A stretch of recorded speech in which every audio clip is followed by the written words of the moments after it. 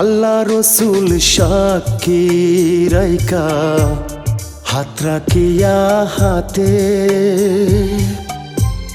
কথা দিয়েছিলে আমায় যাইবা না ভুলে। একদিন আল্লাহ রসুল সাক্ষী রাইকা হাত রাখিয়া হাতে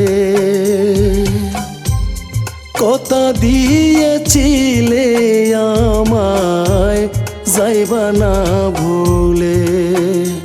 এখন সুখের বাগী হইলা তুমি, সুখের বাগী হইলা তুমি, দুঃখ আমারে বাগে। দিন কাটে লাঞ্ছনায় আমার, রাত কাটে যন্ত্রণা। দিন কাটে লাঞ্ছনায় আমার, রাত কাটে যন্ত্রণা।